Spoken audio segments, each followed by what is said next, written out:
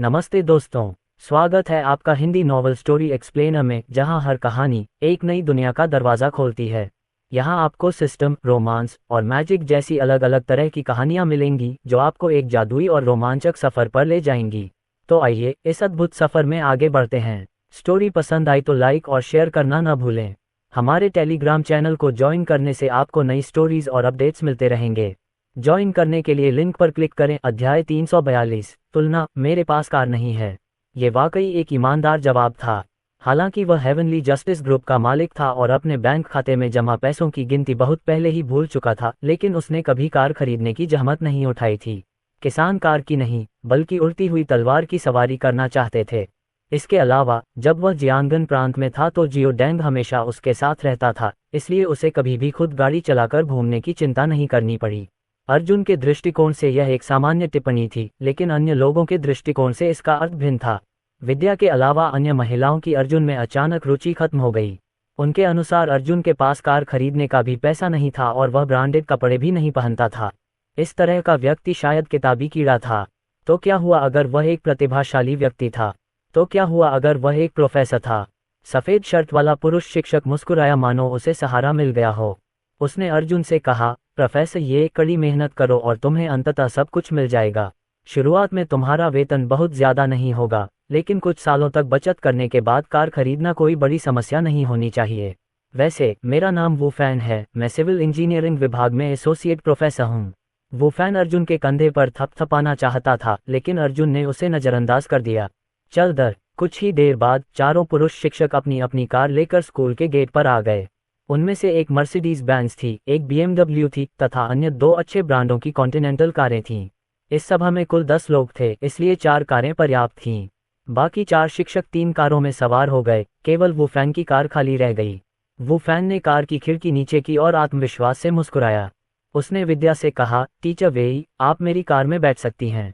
मुझे आपसे कुछ अकादमिक समस्याएं चर्चा करनी हैं। आखिरकार मैं कुछ दिनों में स्कूल की ओर से विदेश जा रहा हूँ। ये कहने के बाद वू फैन के चेहरे पर उत्सुकता भरी नजर आई। उन्होंने अर्जुन का नाम तक नहीं लिया क्योंकि उनका अर्जुन को आमंत्रित करने का कोई इरादा नहीं था। शायद अगर अर्जुन उनसे सवारी के लिए विनती करते तो वे अनिच्छा से मान जाते। स्वाभाविक रूप से विद्या जानती थी कि वू फैन क्या सोच रहा था। उसने अर्जुन की ओर देखा, उसकी आंखें आत्मग्लानि से भरी हुई थीं। उसे डर था कि वह अर्जुन के स्वाभिमान को ठेस पहुंचाएगी। स्वागत रात्रिभोज का माहौल जो बहुत खुशनुमा होना चाहिए था, उनके व्यर्थ दिखावे के कारण खराब हो गया। प्रोफेसर वो, मैं प्रोफेसर ये के साथ टैक्सी ले लूंगा। वैसे भी हम जानते हैं कि रेस्तरां कहाँ है। ये सुनकर वो फैन का चेहरा थोड़ा पीला पड़ गया। असहाय होकर वह केवल इतना ही कह सका, शिक्षक वेई, एक कार तैयार है और इंतजार कर रही है, तो आप टैक्सी क्यों लेंगे? ये कैसा रहेगा? आप और प्रोफेसर ये एक साथ बैठ सकते हैं। आप आगे की यात्री सीट पर बैठें और प्रोफेसर ये पीछे बैठ सकते हैं। विद्या ने अर्जुन की ओर देखा और उसकी राय पूछी। प्रोफेसर ये, आप क्या सोचते हैं? अर्जुन की आंखों में उदासीनता थी क्योंकि वह मना कर रहा था। इसकी कोई ज़रूरत नहीं है, मैं अपना परिवहन खुद संभाल लूंगा। उसे उस स्थान की यात्रा पर इस व्यक्ति की उपस्थिति को सहन करने की कोई आवश्यकता नहीं थी, जहां वह केवल शिष्टाचार के नाते जा रहा था। अर्जुन की अस्वीकृति सुनकर वो फैन क्रोधित हो गया। प्रोफेसर ये, आपका क्या मतलब है? क्या आपका अहंकार इतना कमज़ोर है? मैंने आपसे सिर्फ एक वाक्य कहा, लेकिन आप पहले से ही इस तरह का व्यवहार कर रहे हैं। रेस्तरां यहाँ से 6 किलोमीटर दूर है। इसके अलावा अगर आप जिद्दी बनना भी चाहते हैं तो आपको टीचर वेई के बारे में सोचना होगा। वह कार में बैठे और अहंकार और अप्रसन्नता के भाव के साथ बोले। एक कार में था जबकि दूसरा बाहर खड़ा था। वो फैन की नज़र में यह उनकी स्थिति में बहुत बड़ा अंतर दर्शाता था। अर्जुन ने अपना सिर हिलाया और असहाय भाव से कहा, आप गलत हैं। आपकी कार मेरी पसंद के हिसाब से बहुत छोटी है। झेंगरुई, जो उनके पीछे वाली कार में थी, ने देखा कि सामने वाली कार से कोई हलचल नहीं हो रही है, इसलिए उसने कार का दरवाज़ा खोला और बाहर निकल गई। उसने दुखी होकर कहा, प्रोफेसर ये, क्या आप टालमटोल करना बंद कर सकते हैं? बहुत छोटे। प्रोफेसर ये, हालांकि मैं आपका सम्मान करती हूँ, लेकिन क्या ये स्वीकार करना इतना मुश्किल है कि कोई और आपसे बेहतर है? वह मर्सिडीज बेंज प्रोफेसर वू ने तब खरीदी थी जब उनके एक शोध प्रबंध को 800,000 युआन का पुरस्कार मिला था। प्रोफेसर ये, मैं जानता हूं कि आप अभी भी युवा हैं और ईर्ष्यालु हैं, लेकिन हम आपका स्वागत करने के लिए यहाँ हैं। क्या आप ज्यादा परिपक्व नहीं हो सकते? खेल बिगाड़ने वाले मत बनो। फिर उसने विद्या की ओर देखा और आदेश दिया, टीचर वेई चून की प्रोफेसर ये इतने जिद्दी हो रहे हैं तो आप हमारी कार में क्यों नहीं बैठते। बाहरी लोगों की नज़र में अर्जुन निस्संदेह इस समय सबसे अजीब और शर्मनाक अस्तित्व था। विद्या अर्जुन के सामने खड़ी हो गई और झेंग रुई से बोली, शिक्षक झेंग, आप बहुत दूर जा रहे हैं, आप खुद कार में बैठ जाए, मैं बाद में प्रोफेसर ये के साथ टैक्सी ले लूंगी। उसकी आवाज़ ठंडी थी। लोगों का ये समूह बहुत ज़्यादा था। वू फैन ने समय देखा और अधीर हो गया। उसने कहा, इसे भूल जाओ। चून की प्रोफेसर ये को नहीं पता कि उसके लिए क्या अच्छा है, इसलिए हमें यहाँ रुकने की कोई ज़रूरत नहीं है। ये कैसा रहेगा, मैं कैपिटल सिटी में नए खुले वेक्सुआन रेस्तरां में सभी को भोजन कराऊंगा। स्थिति नियंत्रण से बाहर होती जा रही थी। यद्यपि किसी ने श्राप नहीं दिया, फिर भी अर्जुन को निस्संदेह दरकिनार किया जा रहा था। यद्यपि उसका स्वागत किया जाना चाहिए था। ये कितना हास्यास्पद था। विद्या के चेहरे पर चमक थी। उसने अर्जुन का हाथ पकड़ा और उन्हें घूर कर देखा। फिर उसने अर्जुन से कहा, प्रोफेसर, हाँ, मैंने आज लिफ्ट में मेरी मदद करने के लिए आपका शुक्रिया अदा नहीं किया है। अगर ऐसा है तो 1:11 आपको पास के किसी रेस्तरां में डिनर पर ले जाएगा। जब उसे पता चला कि उनका वास्तविक रवैया और चरित्र कैसा था तो वह क्रोधित हो गई। ठीक है। अर्जुन ने उसके हाथ पर नजर डाली जो उसके हाथ को कसकर पकड़े हुए था। वह उसके गुस्से को समझ सकता था जिससे उस पर अच्छा प्रभाव पड़ा। इस समय मैं थोड़ी ही दूरी पर एक मेबैक कार में हूँ। ड्राइवर, जो अभी अभी झपकी ले रहा था, जाग गया। उसने इधर उधर देखा और तुरंत स्कूल के गेट पर अर्जुन को देखा और हर्षवर्धन मेहता के निर्देश याद आ गए।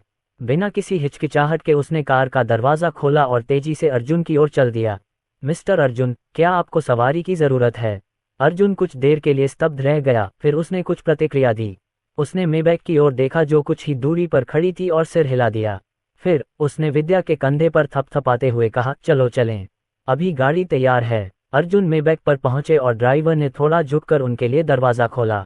उसने सम्मानपूर्वक कहा, मी अर्जुन, कृपया। इतना कहकर अर्जुन कार में बैठ गया और फिर विद्या को भी अंदर आने का इशारा किया। इस समय माहौल शांत हो गया था। वू फैन और झेंग रुई पूरी तरह से अचंभित थे और ऐसा लग रहा था जैसे उन्होंने कोई भूत देख लिया हो। विद्या का शरीर भी अकड़ गया और वह हिली नहीं। वह आश्चर्य और सदमे से अर्जुन को गहराई से देख रही थी। उसी समय कई दर्शकों ने इस ओर अपनी निगाहें गड़ा दीं। मेबैक को एक शीर्ष लग्जरी कार ब्रांड माना जाता था और एक कार खरीदने में कम से कम 10 मिलियन खर्च होते थे। इसके अलावा ये लिमोजीन संस्करण था। अंतिम लेकिन महत्वपूर्ण बात यह थी कि इसकी लाइसेंस प्लेट सफ़ेद थी, जिसका अर्थ था कि यह किसी विशेष दर्जे वाले व्यक्ति की थी। अध्याय 343 पृथ्वी आत्मा रहस्यमय पत्थर अनुवादक, एंडलेस फैंटेसी अनुवाद संपादक, एंडलेस फैंटेसी अनुवाद गल्प। काफी देर की चुप्पी के बाद सभी ने गहरी सांस ली। वू फैन और झेंग रुई को अपने गालों में जलन महसूस हुई और यह बहुत असहज था। प्रोफेसर यी के पास कार नहीं थी, लेकिन कोई था जो उनकी कार चलाता था। इसके अलावा कार पर एक विशेष लाइसेंस प्लेट भी थी। ये कैसे संभव हुआ? वू फैन पसीने से लथपथ था।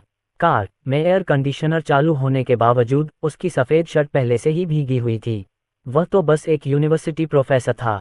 आम लोगों की नज़र में वह उच्च वर्ग का था, लेकिन असली प्रभाव और ताकत रखने वालों की तुलना में उसे चींटी भी नहीं माना जाता था। उन्हें ये भी चिंता थी कि कहीं अर्जुन को नाराज़ करने के कारण उनकी नौकरी न चली जाए। उसे अचानक एहसास हुआ कि प्रिंसिपल ने अर्जुन के बारे में जो इतना अच्छा कहा था उसका मतलब था कि दूसरे पक्ष की स्थिति असाधारण थी। अरे, उसने तो गड़बड़ कर दी थी। इस समय माहौल बहुत ही अजीब था। अर्जुन को उनकी प्रतिक्रिया में कोई दिलचस्पी नहीं थी और वह केवल चकित होकर देखता रहा। विद्या से पूछा, तुम अंदर आ रही हो या नहीं? हम ठीक है, विद्या ने आखिरकार प्रतिक्रिया दी और जल्दी से कार में बैठ गई। अर्जुन को देखने का उसका नजरिया बदल गया था और वह समझ नहीं पा रही थी कि अर्जुन के बारे में क्या सोचे। जैसे ही ड्राइवर दरवाज़ा बंद करने वाला था, एक व्यक्ति तेजी से आया। प्रोफेसर, ये मैं अभी के लिए बहुत माफ़ी चाहता हूँ। मैं कभी कभी बहुत ज़्यादा बोल जाता हूँ। क्या मैं माफ़ी मांगने के लिए आपके साथ खाना खाने आऊँ? झेंग रुई मुस्कुराया और कार में बैठने के लिए तैयार हो गया। ऐसा लग रहा था कि यह व्यक्ति काफ़ी मोटी चमड़ी वाला था। भाड़ में जाओ। अर्जुन का चेहरा अचानक ठंडा पड़ गया। झेंग रुई को लगा कि उसका पूरा शरीर अकड़ गया है। ड्राइवर भी ऐसा व्यक्ति था जो संकेत को समझ सकता था, इसलिए बिना किसी हिचकिचाहट के उसने झेंग रुई का कॉलर पकड़ा और उसे बाहर फेंक दिया। फिर ड्राइवर ने धीरे से दरवाज़ा बंद किया और ड्राइवर की सीट पर बैठ गया। फिर मेबैक मुख्य सड़क की ओर चल दी।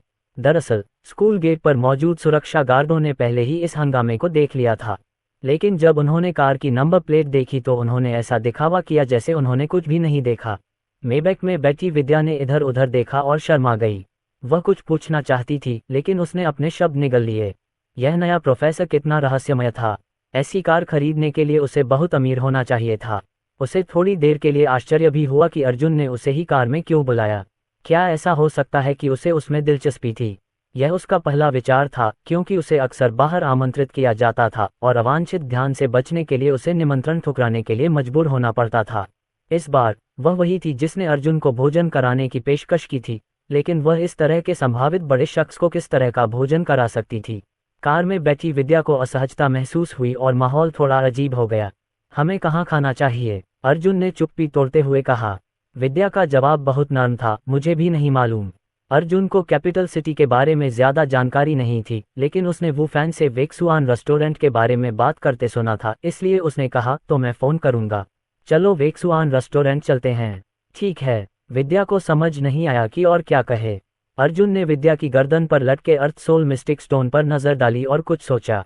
उसने उत्सुकता से पूछा, टीचर वेई, क्या आप जानती हैं कि आपके माता पिता ने यह हार कैसे प्राप्त किया? मुझे पता है कि यह सवाल थोड़ा अचानक है, इसलिए आप जवाब न देने का विकल्प चुन सकती हैं। मैं बस उत्सुक हूँ। तभी विद्या को होश आया। ऐसा लगा जैसे अर्जुन को उसके हार में बहुत दिलचस्पी थी। वह हमेशा यही सोचती थी कि यह चीज़ बेकार है, लेकिन आखिर इसमें कुछ खास था क्या? वह कुछ सेकंड के लिए हिचकिचाए और मुस्कुराए। प्रोफेसर, ये मुझे भी पक्का नहीं पता, लेकिन अगर आपको ये हार पसंद है तो किसी दिन घर जाकर मेरी माँ से इसके बारे में पूछिए। ये किसी और की तरफ से तोहफा है। शिक्षक वेई, मुझे आपके हार की नहीं, बल्कि उस पर लगे चमकदार क्रिस्टल की परवाह है, अर्जुन ने समझाया। विद्या ने सिर नीचे करके देखा और अचानक उसे कुछ एहसास हुआ। वह मुस्कुराई और बोली, प्रोफेसर, ये आपने पहले क्यों नहीं बताया? यह हार किसी और ने मुझे उपहार में दिया था, लेकिन मुझे याद है कि मेरे घर में इस क्रिस्टल का एक बड़ा टुकड़ा है। कुछ साल पहले मेरी माँ ने हार में जड़ने के लिए विशेष रूप से क्रिस्टल का एक छोटा टुकड़ा निकाला था। क्या? अर्जुन अब शांत नहीं रह सका और उसकी सांसें तेज चलने लगीं। उसने कभी नहीं सोचा था कि विद्या के परिवार के पास पृथ्वी आत्मा रहस्यमय पत्थर की अधिक मात्रा होगी। यह एक अमूल्य खजाना था। टीचर वेई, क्या मैं जान सकता हूँ कि आपका घर कहाँ है? वह क्रिस्टल मेरे लिए बहुत महत्वपूर्ण है। मैं इसके लिए कुछ भी भुगतान करने को तैयार हूँ। क्या हम आज वहाँ जा सकते हैं? अर्जुन ने उत्साह से विद्या का हाथ पकड़ लिया। पृथ्वी आत्मा रहस्यमय पत्थर उसके लिए बहुत महत्वपूर्ण था। न केवल यह उसके लिए महत्वपूर्ण था, यह संसार कब्रिस्तान के लिए भी महत्वपूर्ण था। विद्या ने अर्जुन की ओर देखा और असहाय भाव से अपना सिर हिलाया। उसे एहसास हुआ कि प्रोफेसर यी का व्यवहार अजीब से अजीब होता जा रहा था, लेकिन उसने इस बारे में ज्यादा नहीं सोचा। उसने कहा, ये कैसा रहेगा? चलो आज वेक्सुआन रेस्तरां नहीं चलते, हम सिर्फ मेरे घर खाना खाने चलेंगे। मेरा घर कैपिटल सिटी के 5वें रिंग में यूनहाई स्ट्रीट पर है। ठीक है। अर्जुन को इस बात की परवाह नहीं थी कि यह थोड़ा अचानक हुआ। पृथ्वी आत्मा रहस्यमय पत्थर के लिए वह एक बड़ी कीमत चुकाने को तैयार था। यूनहाई स्ट्रीट तक अर्जुन ने ड्राइवर को निर्देश दिया। हाँ मिस्टर अर्जुन। ड्राइवर ने कार घुमा ली और यूनहाई स्ट्रीट की ओर चल दिया। यूनहाई स्ट्रीट। आधे घंटे बाद मेबैक यूनहाई स्ट्रीट पड़ोस के प्रवेश द्वार पर रुकी। अर्जुन और विद्या कार से बाहर निकले और सीधे बीच में स्थित इमारत की ओर चल पड़े। आसपास की इमारतों को देखकर लगता था कि विद्या का परिवार बहुत अमीर नहीं था। यहाँ का माहौल पुराना और जर्जर था। इस प्रकार अर्जुन ने निर्णय लिया कि यदि विद्या के परिवार के पास वास्तव में पृथ्वी आत्मा रहस्यमय पत्थर है, तो वे उसे बेचने के लिए जो भी शर्तें तय करना चाहें। उसके अलावा वह विद्या के परिवार को शहर के केंद्र में एक शानदार विला देने को तैयार है। पुरानी इमारत में लिफ्ट न होने के कारण वे दोनों केवल 5वीं मंजिल तक सीढ़ियां चढ़कर ही जा सके। विद्या दरवाजा खटखटाने ही वाली थी कि उसे एहसास हुआ कि वह और अर्जुन एक दूसरे को सिर्फ एक दिन से जानते हैं। क्या उसे घर लाना थोड़ा असभ्य होगा? क्या होगा अगर उसके माता पिता गलत समझ गए? चरमराहट। इस समय लोहे का दरवाजा खुला। एक दुबला पतला और तीखा दिखने वाला अधेड़ आदमी बाहर निकला, लेकिन जब उसने अपने सामने दो लोगों को देखा तो वह दंग रह गया और उसका हाव भाव अजीब हो गया। कुछ सेकंड बाद वह आदमी अंततः वास्तविकता में वापस आ गया। छोटी यंग, तुम वापस क्यों आए हो? यद्यपि वह विद्या से बात कर रहा था, लेकिन उस अधेड़ व्यक्ति की नजरें अर्जुन पर टिकी थीं। ये व्यक्ति विद्या के पिता वेई योंगमिंग थे। उसकी आंखों में एक ससुर की नजर थी जो अपने भावी दामाद को देख रहा हो। इससे अर्जुन थोड़ा असहज महसूस कर रहा था। अध्याय 344 प्रेमी। उनकी बेटी पहले कभी किसी प्रेमी को घर नहीं लाई थी और उन्हें यह भी नहीं पता था कि विश्वविद्यालय में उसके रिश्ते कैसे हैं। उसने पहले भी उसके लिए कई ब्लाइंड डेट्स का आयोजन किया था, लेकिन उसने हर बार इस विचार को अस्वीकार कर दिया था। इसलिए जब वह अचानक एक आदमी को घर ले आई तो वह हैरान रह गया। पिताजी, क्या मुझे घर आने की अनुमति नहीं है? विद्या ने वेई योंगमिंग की ओर आंखें घुमाईं और फिर अर्जुन का परिचय कराया। पिताजी, मैं आपको हमारे विश्वविद्यालय के नए प्रोफेसर अर्जुन से मिलवाता हूँ। अब वह मेरे पड़ोसी हैं। नमस्ते अंकल, अर्जुन ने विनम्रता से अभिवादन किया। वेई योंगमिंग ने सिर हिलाया और बुदबुदाया, तुम इतनी कम उम्र में ही प्रोफेसर बन गए हो। तुम्हारे आगे बहुत बड़ा भविष्य है। वैसे यंग तुम दोनों कब एक साथ आए? विद्या ने शर्माते हुए बताया, पापा, हम सहकर्मी हैं। जल्दी से कोई निष्कर्ष मत निकालिए। वैसे मम्मी कहाँ हैं? प्रोफेसर कृपया अंदर आइए। फिर वे तीनों लिविंग रूम में चले गए। अर्जुन ने चारों ओर देखा। सजावट साधारण थी, लेकिन दीवार पर लगी तस्वीरों ने जगह को गर्म और आरामदायक बना दिया था। उसे अचानक घर की याद आने लगी। हालांकि भूत जेल खुलने में सिर्फ 2 दिन बाकी थे। फिर उनके परिवार के फिर से मिलने का समय आ गया। अचानक अर्जुन की नज़र दीवार के कोने पर लगी अनगिनत ट्रॉफियों, पुरस्कारों और समूह तस्वीरों पर पड़ी। ग्रुप फोटो में एक वीरांगना सी महिला थी जो थोड़ी विद्या जैसी लग रही थी। ये व्यक्ति शायद उसकी माँ हो। पुरस्कार और ट्रॉफियां सभी काफी डरावने थे। दूसरे कैपिटल सिटी पारंपरिक मार्शल आर्ट प्रतियोगिता का champion. Capital city martial art प्रतियोगिता का चैंपियन। पारंपरिक मार्शल आर्ट प्रतियोगिता का उपविजेता। हुआक्सिया के 8 ट्रिग्राम स्कूल के नंबर 1 विशेषज्ञ। ये सब देखकर अर्जुन की आंखें चमक उठीं। ऐसा लग रहा था कि विद्या की माँ बहुत असाधारण थी और उसे आश्चर्य हुआ कि वह कितनी मजबूत थी। वेई योंगमिंग का ध्यान पूरे समय अर्जुन पर ही था। उसने अर्जुन के लिए चाय बनाई और पूछा, प्रोफेसर आप कहाँ से हैं? आपके उच्चारण से लगता है कि आप राजधानी से नहीं हैं। जियांगनान प्रांत। जियांगनान प्रांत अच्छा है। वहाँ के लोग बहुत अच्छे हैं और हवा की गुणवत्ता भी अच्छी है। वेई योंगमिंग ने उत्साह से कई सवाल पूछे। हालांकि उनकी बेटी ने कहा कि अर्जुन उनका सहकर्मी है, लेकिन उन्हें यकीन नहीं हुआ। अनगिनत नए कर्मचारी विश्वविद्यालय में आए और चले गए, फिर भी यह आदमी पहला था जिसे वह घर लेकर आई थी। यहाँ निश्चित रूप से कुछ चल रहा था। विद्या ने तुरंत अपने पिता की बात रोकी और अर्जुन और उनके बीच बैठ गई। उसे डर था कि कहीं वह सवाल पूछना जारी न रख दे। विद्या ने कहा, पिताजी, आपने मुझे अभी तक ये नहीं बताया कि माँ कब वापस आएंगी। वेई योंगमिंग ने आह भरी। तुम्हारी माँ अभी भी उस मार्शल आर्ट स्कूल का निर्माण कर रही है। उसने पहले ही 1 से 2 मिलियन का निवेश कर दिया है और यह एक अथाह गड्ढा है। 8 ट्रिग्राम स्कूल को बढ़ावा देने के लिए इतना कुछ करने की कोई ज़रूरत नहीं है। इस दर पर वह दान भी कर सकती है। मैंने उसे कई बार घर बदलने के लिए कहा, लेकिन उसने मना कर दिया। यंगर, जब तुम्हारी माँ वापस आए तो उससे इस बारे में बात करना। तुम्हें पता है, मैं पिछले कुछ दिनों से खाना बना रही हूँ। विद्या असहाय दिख रही थी। जब से वह याद कर सकती थी, उसकी माँ ऐसी ही थी और हमेशा से ही उसका ध्यान मार्शल आर्ट और 8 ट्रिग्राम स्कूल के प्रचार पर केंद्रित था। उसके परिवार के सदस्य होने के नाते वे केवल उसका समर्थन कर सकते थे। विद्या ने अर्जुन की ओर देखा और कहा, प्रोफेसर ये कैसा रहेगा? मैं रसोई में जाकर कुछ व्यंजन बनाऊंगी ताकि हमारे पास खाने के लिए कुछ हो। मैं सुनिश्चित करूंगी कि मेरी माँ किसी और दिन घर पर हो और फिर मैं तुम्हें ढूंढूंगी। मेरी माँ ने वह चीज़ कहीं रख दी थी जिसके बारे में मुझे और मेरे पिता को पता नहीं है। अर्जुन ने सिर हिलाया। जैसे ही वह बोलने वाला था, वेई योंगमिंग का फोन बज उठा। उसने फोन निकाला और उस पर नजर डाली और फिर कहा, देखो, तुम्हारी माँ फोन कर रही है। शायद वह चाहती है कि मैं उसके लिए खाना भेजूं। उसने उत्तर बटन दबाया। जैसे ही वह बोलने वाला था, लाइन के दूसरी तरफ से एक पुरुष की जल्दबाजी भरी आवाज सुनाई दी, अंकल वेई, मास्टर को कुछ बुरा हुआ है। स्कूल आ जाओ, एम्बुलेंस जल्दी ही आ जाएगी। यद्यपि फोन स्पीकर फोन पर नहीं था, फिर भी जो कुछ कहा गया वह स्पष्ट सुनाई दिया। विद्या और वेई योंगमिंग दोनों चौंक कर खड़े हो गए। क्या हुआ? वेई योंगमिंग ने कांपते हाथों से पूछा। अंकल वेई, यह मामला फोन पर स्पष्ट रूप से नहीं समझाया जा सकता। कोई यहाँ स्कूल को चुनौती देने आया है। कृपया जल्दी आएं। जैसे ही उस आदमी ने बोलना समाप्त किया, उसने फोन काट दिया। वेई योंगमिंग ने जल्दी से कपड़े पहने और बाहर की ओर चल दिया। विद्या थोड़ी परेशान दिखी और अर्जुन से बोली, प्रोफेसर कृपया पहले स्कूल वापस जाएं। मुझे बहुत खेद है। मैं आज आपको डिनर पर ले जाना चाहती थी, लेकिन मुझे कुछ काम है। अर्जुन ने कहा, मैं तुम्हारे साथ चलूंगा। विद्या मना करना चाहती थी, लेकिन उसकी मां की जान दांव पर लगी थी, इसलिए समय कीमती था। ठीक है। कुछ ही देर बाद वे तीनों नीचे खड़ी एक नीली कार में बैठ गए और वेई योंगमिंग ने एक्सीलेटर दबाया और जितनी तेजी से हो सका कार चला दी। अर्जुन शुरू में वेई योंगमिंग और विद्या को मेबैक का उपयोग करने देना चाहते थे, लेकिन कुछ सोच विचार के बाद उन्होंने ऐसा न करने का निर्णय लिया। वेई योंगमिंग ने 3 या 4 बार लाल बत्ती पार की और 10 मिनट बाद कार अपेक्षाकृत दूरस्थ स्थान पर रुकी जहां मार्शल आर्ट स्कूल था। प्रवेश द्वार के ऊपर एक पट्टिका लगी थी जिस पर लिखा था 8 त्रिग्राम स्कूल। वेई योंगमिंग और विद्या ने दरवाजा खोला और अंदर भागे और अर्जुन भी स्वाभाविक रूप से उनके पीछे चला गया। जब वह डोजो में दाखिल हुआ तो उसे तुरंत एक जानलेवा माहौल का एहसास हुआ। एक मध्यम आयु वर्ग का व्यक्ति अखाड़े के मंच पर खड़ा था, उसके हाथों में एक योद्धा जैसी आभा थी। वह अपनी पीठ के पीछे हाथ बांधे हुए था और ऐसा दिखावा कर रहा था कि वह बहुत ऊंचा और शक्तिशाली है। अर्जुन को एहसास हुआ कि दूसरा पक्ष एक प्राचीन युद्ध कलाकार था। अखाड़े के मंच के दूसरे कोने में 40 साल की एक महिला जमीन पर लेटी हुई थी। कुछ शिष्य उसके घावों पर पट्टी बांध रहे थे। माँ, विद्या ने जैसे ही अपनी घायल माँ को देखा, वह भीड़ में भाग गई।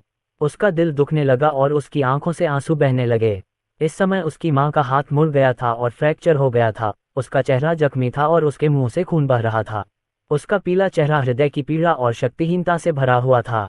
वेई योंगमिंग ने जब अपनी पत्नी को इस हालत में देखा तो वह क्रोधित हो गया। अरे, ये किसने किया?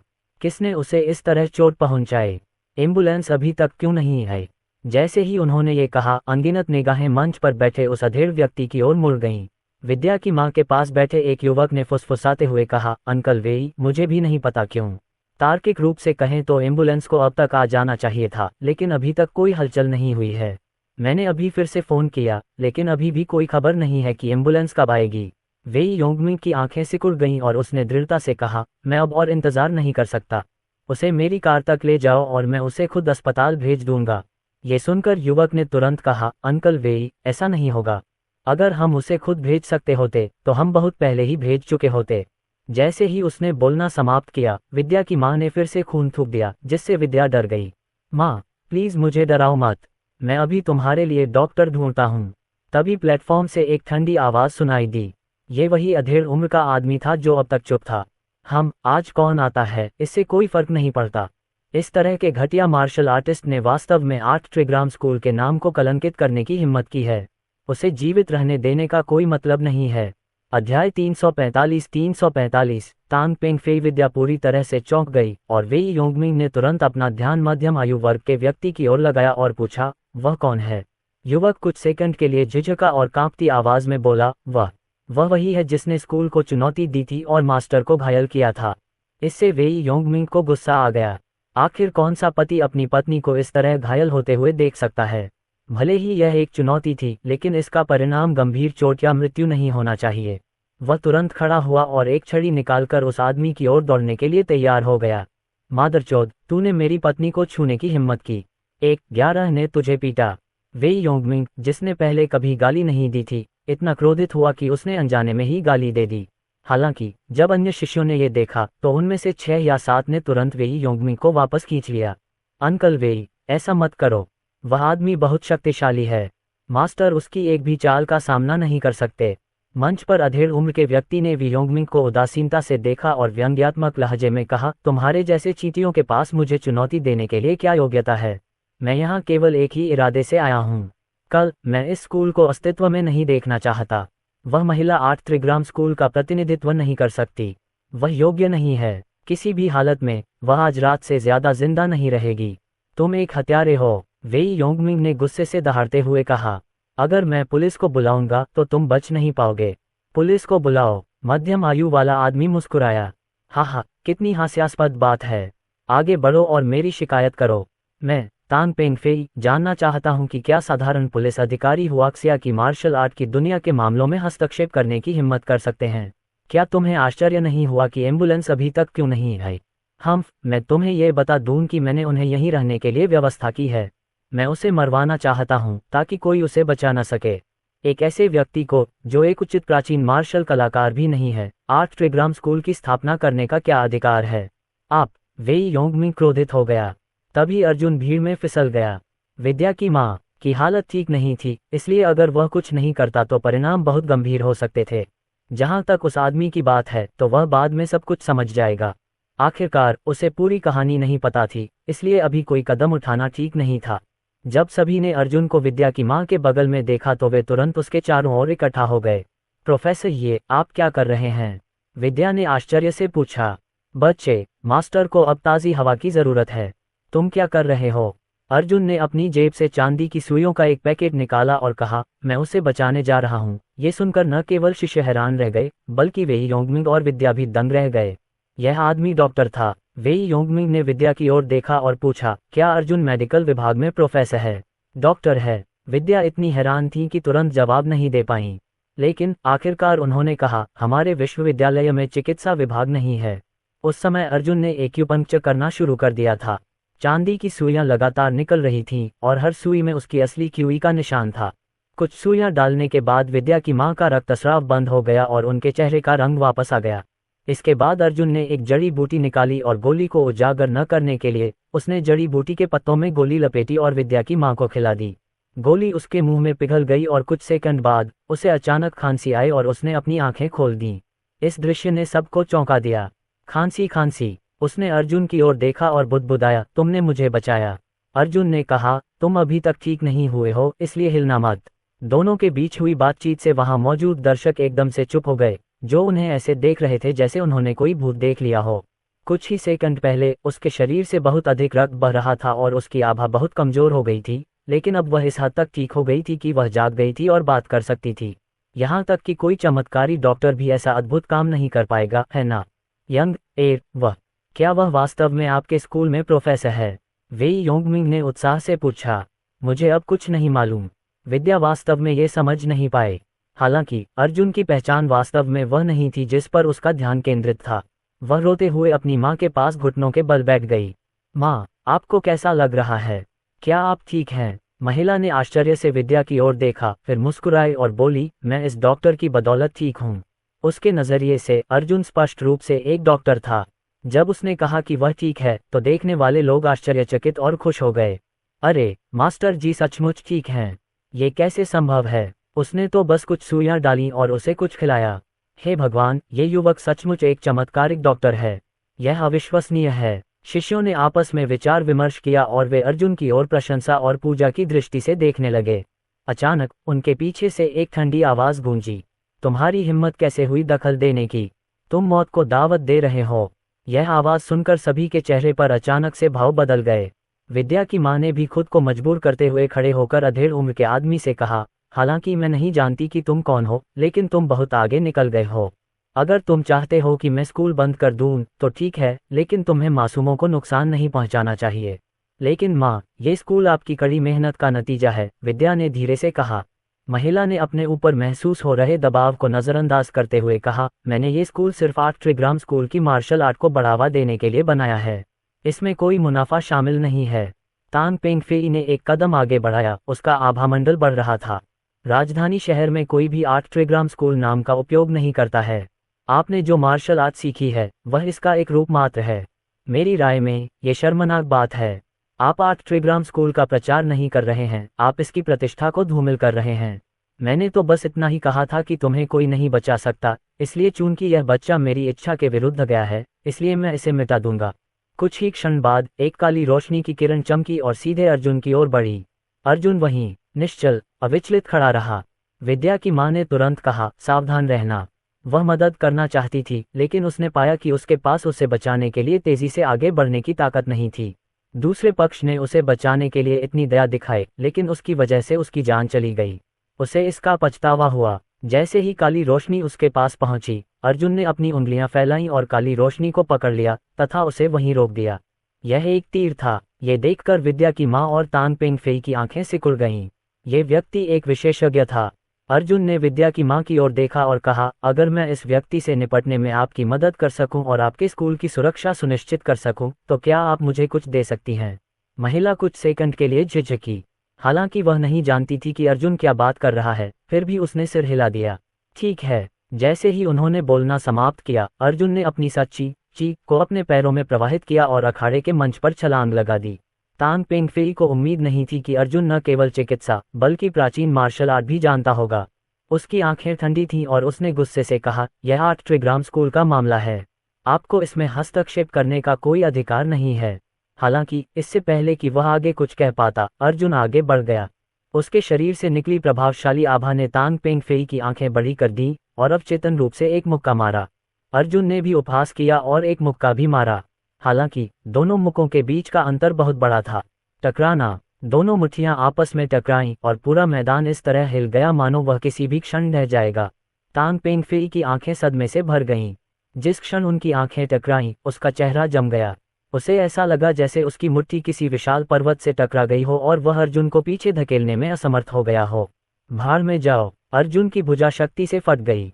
कच का हर कोई हड्डियों के टूटने की आवाज स्पष्ट रूप से सुन सकता था और तांग पेंगफेई अखाड़े के मंच से उड़कर जमीन पर गिर गया। अध्याय 346 वह एक विश्वविद्यालय प्रोफेसर है। जिस क्षण तांग पेंगफेई को अखाड़े के मंच से नीचे गिराया गया, हर कोई अचंभित रह गया। विद्या की माँ और उसके शिष्य जानते थे कि तांग पेंगफेई कितना शक्तिशाली था। वे उसके एक भी वार का सामना करने में असमर्थ थे। हालांकि ये रहस्यमय डॉक्टर एक मार्शल आर्ट विशेषज्ञ भी निकला। अविश्वसनीय! विद्या की माँ ने अपने आसपास के लोगों की ओर देखा और पूछा, इस व्यक्ति की पृष्ठभूमि क्या है? उसके सभी शिष्यों ने अपना सिर हिलाया। उनके चेहरे पर समान रूप से आश्चर्य था।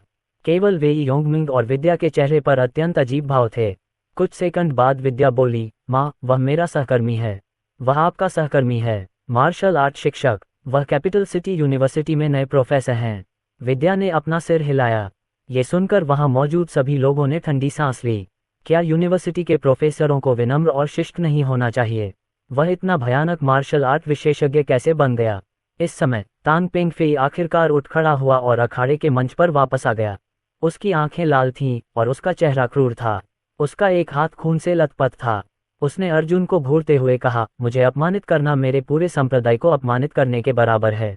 क्या उस चींटी के लिए यह उचित है? अपनी ताकत के साथ आपको हुआक्सिया के ग्रैंड मास्टर रैंकिंग के शीर्ष 30 में होना चाहिए। बहुत सारे दुश्मन बनाना अच्छा नहीं है। तुम बहुत बकवास करते हो। जवाब में अर्जुन की शांत आवाज गूंजी। लेकिन चूंकि तुमने अपना एक हाथ खो दिया है, इसलिए मैं सिर्फ एक हाथ का इस्तेमाल करूंगा और अपनी आंखें बंद कर लूंगा। अगर तुम मुझे मजबूर कर सको तो मैं इस मामले में और दखल नहीं दूंगा। अर्जुन ने अपना एक हाथ अपनी पीठ के पीछे रखा और उसी समय अपनी आंखें बंद कर लीं। घमंडी और अज्ञानी! अपनी मौत के लिए सिर्फ तुम खुद को ही दोषी ठहरा सकते हो। तांग पेंगफेई का चेहरा बदसूरत हो गया। ये बच्चा उसे कम आंक रहा था। यह अपमानजनक एवं अपमानजनक था। कुछ ही सेकंड बाद उसके हाथ में एक तलवार दिखाई दी। मरने के लिए तैयार हो जाओ! बिना और इंतजार किए उसने अर्जुन पर हमला किया और अपनी तलवार चला दी। हिस! सभी ने ठंडी सांस ली और अपनी सांसें रोक लीं। अर्जुन बहुत घमंडी था। अपनी आंखें बंद करके एक हाथ से काम कर रहा था। इसमें और मौत को आमंत्रित करने में क्या अंतर था? मंच पर तांग पेंगफेई की मुस्कान और भी चौड़ी हो गई। बेवकूफ! जैसे ही तलवार अर्जुन के शरीर के पास पहुंची, उसने अपना हाथ बढ़ाया और हवा का एक अदृश्य अवरोध उत्पन्न कर दिया, जिससे तलवार उछलकर दूर जा गिरी। डिंग! तांग पेंगफेई की अभिव्यक्ति भयभीत थी। ये कैसे संभव है? इस समय अर्जुन ने तलवार को अपने हाथ में लेकर उसे कुचल दिया। अर्जुन ने शांति से कहा, मैंने तुम्हें मौका दिया था, लेकिन तुम इसका सही उपयोग करने में असफल रहे। फिर उसके हाथ ने तांग पेंगफेई की गर्दन पकड़ ली और उसे ऊपर उठा लिया। तुम मुझे नहीं मार सकते। तांग पेंगफेई भयभीत था और उसकी आंखें भय से भरी हुई थीं। सचमुच, इस दुनिया में ऐसा कोई नहीं है जिसे मैं मार न सकूं। कच! उसने तांग पेंगफेई की गर्दन तोड़ दी और उसे बेदर्दी से जमीन पर फेंक दिया। हराना! एक ही वार में अर्जुन जीत गया। कुछ देर के स्तब्ध मौन के बाद विस्मयकारी उद्गार गूंज उठे। वह वास्तव में जीत गया। वह हमारी ही उम्र का है। वह इतना ताकतवर कैसे हो सकता है? क्या वह आदमी सचमुच मर गया है? ये सही नहीं हो सकता। किसी को मारने पर जेल हो जाएगी। क्या वह सचमुच विश्वविद्यालय का प्रोफेसर है? विश्वविद्यालय के प्रोफेसर इतने डरावने कब से हो गए? अर्जुन ने तांग पेंगफेई के शरीर पर नजर डाली और कृतिका को इससे निपटने में मदद करने के लिए बुलाया। फिर वह अखाड़े के मंच से उतरकर विद्या की मां के पास चला गया। तुम्हें कैसा लग रहा है? 5 मिनट बीत चुके हैं। अब तुम्हारा शरीर ठीक से चलने में सक्षम हो जाना चाहिए। विद्या की मां चौंक गईं और तुरंत खड़े होने की कोशिश करने लगीं। जब वे खड़ी हुईं तो उन्हें एहसास हुआ कि अब उन्हें शरीर हिलाने पर दर्द नहीं हो रहा है। मेरी मदद करने के लिए धन्यवाद, सीनियर। उसका व्यवहार अत्यंत सम्मानजनक था। एक मार्शल आर्टिस्ट के रूप में वह यहाँ मौजूद अन्य लोगों से अलग थी।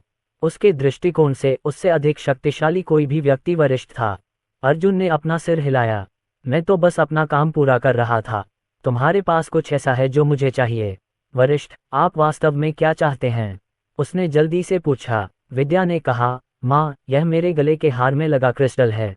विद्या की माँ के चेहरे के भाव बदल गए और वह खुद से बुदबुदाने लगी। मुझे पहले ही अंदाजा हो गया था कि यह वही बात है, लेकिन चूंकि मैंने पहले ही वचन दे दिया है, सीनियर, मेरे साथ मेरे घर चलो। ठीक है। अर्जुन इस घटनाक्रम से प्रसन्न थे। अरे, उस व्यक्ति के बारे में क्या? वह मरा नहीं है न? प्रोफेसर, ये हत्या करना कानून के विरुद्ध है। हमें क्या करना चाहिए? विद्या ने अचानक हस्तक्षेप किया।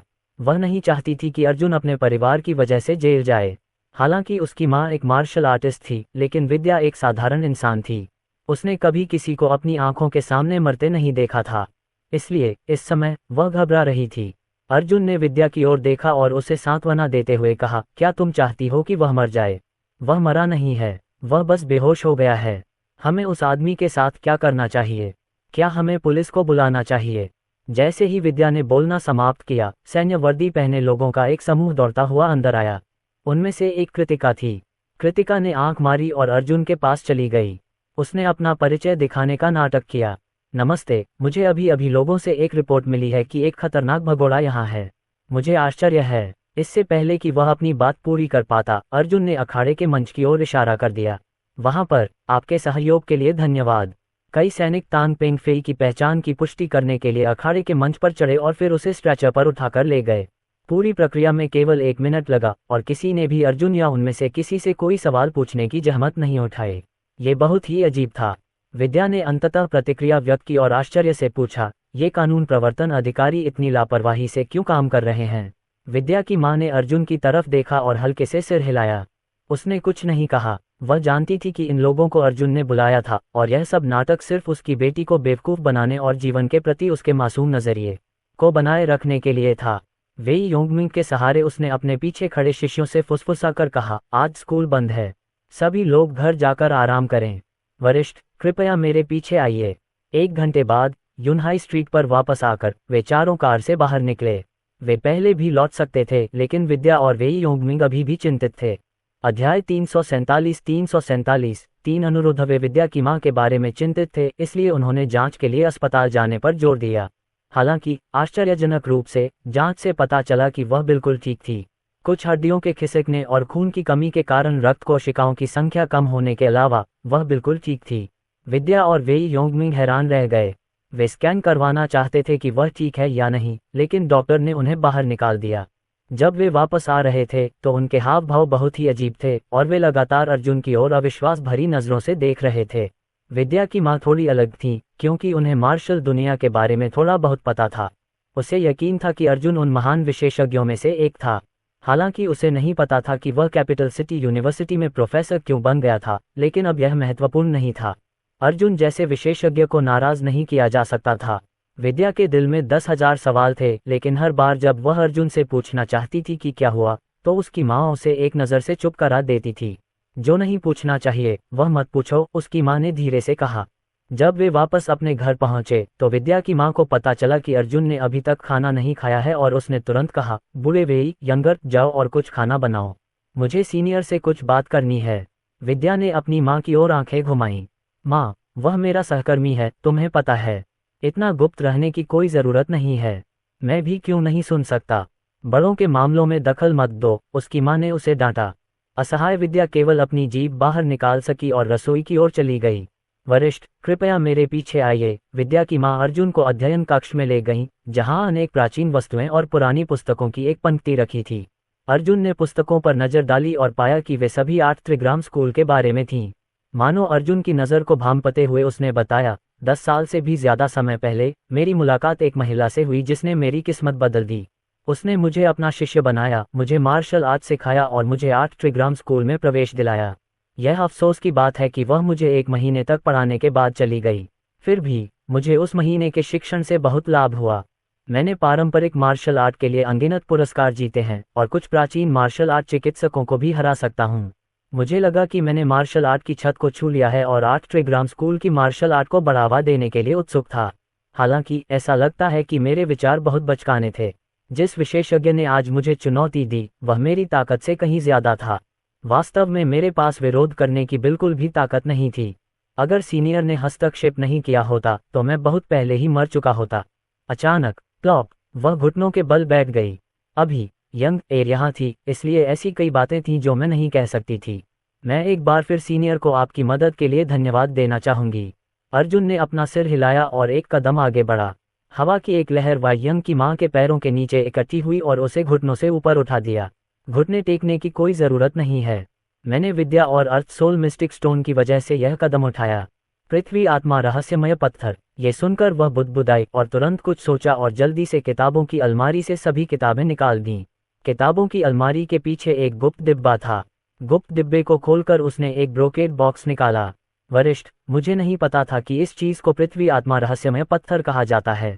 दरअसल कुछ साल पहले वह वरिष्ठ जिसने मुझे 8 त्रिग्राम विद्यालय की साधना तकनीक सिखाई थी फिर से प्रकट हुई। उसने ही मुझे ये चीज दी थी और कहा था कि मेरी बेटी को जीवित रहने के लिए इसे पहनने की जरूरत है, इसलिए मैंने इसका एक हिस्सा लिया और इसे एक हार में बदल दिया। अर्जुन ने ब्रोकेड का बक्सा लिया और सिर हिलाया। आपकी बेटी के पास पैशाचिक रक्तशीत शरीर है जो अत्यंत दुर्लभ है। यदि यह पत्थर न होता तो आपकी बेटी 18 साल से अधिक जीवित नहीं रहती। ये सुनते ही उसके चेहरे का भाव पूरी तरह बदल गया। यद्यपि वह नहीं जानती थी कि फाइंडिश ब्लड कोल्ड फिजिक क्या है, परंतु अर्जुन का गंभीर स्वर उसे स्थिति की गंभीरता से अवगत कराने के लिए पर्याप्त था। वरिष्ठ, क्या होगा अगर पृथ्वी आत्मा रहस्यमय पत्थर उस काया को दबाने में असमर्थ है? क्या मेरी बेटी को कुछ हो जाएगा? उसकी आवाज कांप रही थी। अर्जुन ने कोई जवाब नहीं दिया। उसने अपनी सांस रोकी और ब्रोकेड बॉक्स खोला, जिसके बाद उसके अंदर से आध्यात्मिक ऊर्जा का घना भंडार बह निकला। अंदर एक भव्य क्रिस्टल पत्थर चुपचाप पड़ा था। ये पृथ्वी आत्मा रहस्यमय पत्थर था। इस समय यद्यपि अर्जुन मानसिक रूप से तैयार था, फिर भी वह अपने हृदय में उत्साह को नियंत्रित नहीं कर सका। एक ऐसा खजाना जिसे कुनलुन पर्वतों में भी पाना मुश्किल है, फिर भी मैंने इसे हुआक्सिया में प्राप्त किया। मेरी किस्मत वाकई स्वर्ग को चुनौती देने वाली है। अर्जुन ने आह भरते हुए अपना हाथ आगे बढ़ाया और पृथ्वी आत्मा रहस्यमय पत्थर को पकड़ लिया। एक पल में उसने महसूस किया कि उसकी जेब में रखा काला पत्थर तीव्रता से कंपन कर रहा है। संसार कब्रिस्तान हिल रहा था। कच कच, 2 तीखी आवाजें गूंजी, जैसे संसार कब्रिस्तान में 2 कब्रों की सतह की बाहरी परत टूट गई, जिससे शब्दों की 2 पंक्तियां प्रकट हुईं। आध्यात्मिक तावीज गठबंधन पिंगकैंगहाई। असंख्य दांवों तलवार मास्टर चेन त्यानली। चेन त्यानली के नाम के नीचे कुछ और पंक्तियां थीं। मेरे पास एक तलवार है जो इस दुनिया को चकनाचूर कर सकती है। मेरे पास एक तलवार है जो नश्वर संसार को काट सकती है। अर्जुन महसूस कर सकता था कि चेन त्यानली की कब्र से निकलती आभा अत्यंत भयानक थी और उसके चारों ओर भ्रामक तलवारें भी तैर रही थीं। यहाँ तक कि संसार कब्रिस्तान में रखी ड्रैगन स्लेयर तलवार भी कांपने लगी, मानो उसमें किसी प्रकार की शक्ति गूंज रही हो। ये चेन त्यानली संभवतः पिंगकैंगहाई से अधिक शक्तिशाली है, लेकिन वे दोनों प्राचीन शक्तिशाली विशेषज्ञ हैं, इसलिए वे भूत जेल से निपटने में मेरी मदद करने में सक्षम होंगे। अर्जुन ने विद्या की मां को देखने से पहले मन ही मन सोचा। मैं आपको बता सकता हूं कि पृथ्वी आत्मा रहस्यमय पत्थर बेहद कीमती है। सिर्फ आपको बचाना ही आपका कर्ज चुकाने के लिए पर्याप्त नहीं है। अब आप मुझसे 3 अनुरोध कर सकते हैं। जब तक यह मेरे सिद्धांतों के विरुद्ध नहीं होगा, मैं उन्हें मान लूंगा। वह दंग रह गई। वह जानती थी कि यह पृथ्वी आत्मा रहस्यमय पत्थर अत्यंत मूल्यवान है, लेकिन उसने इसकी उम्मीद नहीं की थी। कुछ देर सोचने के बाद उसने कहा, 3 अनुरोध बहुत ज्यादा हैं। मेरी सिर्फ एक ही मांग है। मुझे उम्मीद है कि मेरी बेटी स्वस्थ रहेगी और उसे किसी भी चीज से परेशानी नहीं होगी। अर्जुन की आंखें सिकुड़ गईं और उसने कहा, विद्या का व्यक्तित्व अच्छा है। मैं भी उसे समय से पहले मरते नहीं देखना चाहता। मैं आपसे केवल इतना वादा कर सकता हूं कि जब तक मैं जीवित हूं, कोई भी उसे छू नहीं सकता या नुकसान नहीं पहुंचा सकता, यहाँ तक कि दुष्ट रक्त फ्रॉस्ट फिजिक भी नहीं। यदि पृथ्वी आत्मा रहस्यमय पत्थर इसे दबा नहीं सकता है, तो मैं उसे बचाने का एक तरीका सोचूंगा। अभी भी 2 अनुरोध हैं। विद्या की मां ने अपना सिर हिलाते हुए कहा, एक अभिभावक के रूप में मैं वास्तव में इसके अलावा किसी और चीज की अपेक्षा नहीं करती हूँ। अर्जुन ने एक पल सोचा और संसार कब्रिस्तान से एक बैंक कार्ड और चाबियों का सेट निकाला। ये वही था जो ड्रैगन सोल ने उसे दिया था। मुझे नहीं पता कि इस बैंक कार्ड में कितने पैसे हैं, लेकिन यह आपके परिवार के लिए बाकी की जिंदगी अच्छी तरह से जीने के लिए पर्याप्त है। पासवर्ड है 68। ये चाबियां राजधानी के केंद्र में एक आवासीय क्षेत्र में एक बड़ी आवासीय संपत्ति की हैं। पता और दरवाजा नंबर चाबी पर सूचीबद्ध हैं। आप मना नहीं कर सकते। अगर आप इसे नहीं चाहते तो मैं इसे फेंक दूंगा। कोई बात नहीं, मुझे इस सौदे से बहुत कुछ हासिल हुआ है। अर्जुन के लहजे में बहस की कोई गुंजाइश नहीं थी। अध्याय 348 पैशाचिक रक्त ठंडा शरीर। जब उसने चाबियां और बैंक कार्ड देखा तो वह दंग रह गई। राजधानी शहर के केंद्र में एक घर की कीमत कम से कम 20 मिलियन युआन होगी। इसके अलावा उस बैंक कार्ड में निश्चित रूप से बहुत बड़ी रकम थी। विद्या की रक्षा करने के वादे के अलावा अर्जुन ने पत्थर के लिए एक खगोलीय कीमत चुकाई थी। क्या पृथ्वी आत्मा रहस्यमय पत्थर इतना महत्वपूर्ण था? वरिष्ठ, मैं सचमुच ये सब बर्दाश्त नहीं कर सकती, उसने कहा। मैंने तुमसे कहा था कि तुम मना नहीं कर सकते। अर्जुन के शब्द अंतिम चेतावनी जैसे लग रहे थे। कुछ सेकंड तक हिचकिचाने के बाद उसने कहा, ऐसी स्थिति में मैं ये दोनों चीजें स्वीकार कर लूंगी। अगर सीनियर उन्हें वापस चाहते हैं तो कृपया मुझे बताएं। तभी अर्जुन ने उसकी ओर देखा और कुछ सोचने लगा। मैं देख रहा हूं कि आप मार्शल आर्ट के मार्ग पर ध्यान केंद्रित कर रहे हैं, इसलिए मैं आपको एक अवसर दूंगा। कुछ ही देर बाद अर्जुन ने अपनी उंगली से उसके माथे पर थपथपाया और उसके दिमाग में सूचनाओं की एक धारा बह निकली। जब उसे एहसास हुआ कि वह क्या है तो उसके चेहरे के भाव पूरी तरह बदल गए। ये वास्तव में एक प्राचीन मार्शल आर्ट मानसिक साधना तकनीक और मार्शल आर्ट तकनीक थी। यह अब तक उसने जो कुछ भी सीखा था उससे कहीं अधिक श्रेष्ठ था, तथा यह उस 8 त्रिग्राम रूप से भी अधिक शक्तिशाली था जो उस महिला ने उसे सिखाया था। वरिष्ठ, ये बहुत मूल्यवान है। वह इसके लिए तरस रही थी, लेकिन ये बैंक कार्ड या घर से कहीं ज्यादा मूल्यवान था। यह अमूल्य था। वह फिर से घुटनों के बल बैठना चाहती थी, लेकिन एक बार फिर अर्जुन ने उसे रोक दिया। अर्जुन ने पीठ फेरी और शांति से कहा, आपके मन में जो 2 बातें हैं उनका मेरे लिए कोई महत्व नहीं है। आप उन्हें ले जा सकते हैं। वह चौंकी। स्वर्ग को चुनौती देने वाली इस तरह की साधना तकनीक वास्तव में उसके लिए पर्याप्त नहीं थी। उस स्थिति में वह कितना शक्तिशाली था। ठीक है, चलो बाकी लोगों के साथ मिलकर खाना खाते हैं। हालांकि वह वहीं खड़ी रही और बोली, श्री अर्जुन, मेरा एक और सवाल है। बोलना। यंग एयर मेरी इकलौती संतान और मेरा खजाना है। मैं जानना चाहता हूं कि पैशाचिक रक्त शीत काया का मेरी बेटी पर क्या प्रभाव पड़ेगा। अर्जुन की आंखें थोड़ी सिकुड़ गईं। उसने उसकी ओर देखा और फिर आह भरी। अभी विद्या का पैशाचिक रक्त ठंडा शरीर केवल अपने शुरुआती चरण में है और पृथ्वी आत्मा रहस्यमय पत्थर इसे दबा सकता है। हालांकि कुछ वर्षों के बाद ये भड़क जाएगा और पृथ्वी आत्मा रहस्यमय पत्थर इसे और अधिक दबाने में सक्षम नहीं होगा। अगर उसके पास कोई मार्शल ताकत नहीं है तो संभावना है कि वह मर जाएगी। हालांकि फिएंडिश ब्लड कोल्ड फिजिक बिल्कुल भी बुरा नहीं है। अगर उसके पास उपयुक्त बर्फ विशेषता साधना तकनीक है तो उसकी साधना की गति किसी और से कहीं ज्यादा होगी और वह एक अद्वितीय विशेषज्ञ भी बन सकती है। उसका चेहरा पीला पड़ गया। उसने विद्या को कभी भी आगे बढ़ने की इजाजत नहीं दी थी क्योंकि वह उसे एक खुशहाल बचपन और जिंदगी देना चाहती थी। मार्शल आर्ट की दुनिया में भी बहुत सारे विवाद और खतरे थे, जैसा कि आज उन्होंने अनुभव किया था। वह वास्तव में नहीं चाहती थी कि विद्या इस रास्ते पर चले और वह इस बात से संतुष्ट थी कि विद्या विश्वविद्यालय में शिक्षिका बन गई है। उसने विद्या को एक सामान्य जीवन जीने, घूमने फिरने, डेट करने, शादी करने और बच्चे पैदा करने की योजना बनाई थी। हालांकि अब ऐसा लग रहा था कि यह अब कोई विकल्प नहीं था। विद्या के पास मार्शल आर्ट की दुनिया में प्रवेश करने के अलावा कोई विकल्प नहीं था। अचानक उसने अपने सामने खड़े अर्जुन की ओर गहरी निगाहों से देखा। अगर उसकी बेटी इस सीनियर के साथ रहे तो खतरे की संभावना बहुत कम हो जाएगी। हालांकि क्या ये वरिष्ठ व्यक्ति इस व्यवस्था से सहमत होगा? वरिष्ठ, मुझे उन चीजों की जरूरत नहीं है। मेरी बस एक ही विनती है। मुझे उम्मीद है कि आप मेरी बेटी को अपना शिष्य बना लेंगे। अर्जुन ने सिर हिलाया। मैं यही करने की योजना बना रहा था। हालांकि अगर मैं उसे अभी अपना शिष्य बना लूं तो वह शायद इस विचार के प्रति बहुत प्रतिरोधी होगी। देखते हैं भविष्य में क्या होता है। पृथ्वी आत्मा रहस्यमय पत्थर अभी भी उसके शैतानी खून वाले ठंडे शरीर को दबा सकता है। धन्यवाद सीनियर। इसके बाद वे दोनों लिविंग रूम में वापस आ गए, जहां पहले से ही 3 व्यंजन और सूप तैयार थे। यद्यपि यह सरल था, परंतु घर का बना भोजन अर्जुन को उसके अपने परिवार की याद दिलाता था। प्रोफेसर, ये आप मेरी माँ से इतनी देर तक क्या बात कर रहे थे? विद्या ने कटोरे और चॉपस्टिक मेज पर रख दिए और खिलखिलाकर हंसने लगी। हम बस यूं ही बातें कर रहे थे। चलो खाना खाते हैं। ठीक है प्रोफेसर, ये मेरा ब्रेस्ड पोर्क खाओ। मुझे लगता है कि मैंने आज अच्छा किया, इसलिए यह बहुत बढ़िया है। विद्या घर पर ज्यादा आराम से रहती थी। उसने अर्जुन को मांस का एक टुकड़ा भी दिया। भोजन आनंददायक था। रात्रि भोजन के बाद विद्या ने दिन भर घर पर ही रहने की योजना बनाई, लेकिन उसकी मां ने उसे अप्रत्याशित रूप से घर से बाहर निकाल दिया। कल भी तुम्हें क्लास में पढ़ाना है।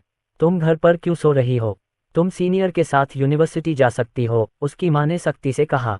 ये सुनकर विद्या के चेहरे पर अजीब भाव आ गया, लेकिन वह अपनी मां को मनाने में असमर्थ रही और अर्जुन के साथ ही लौट सकी।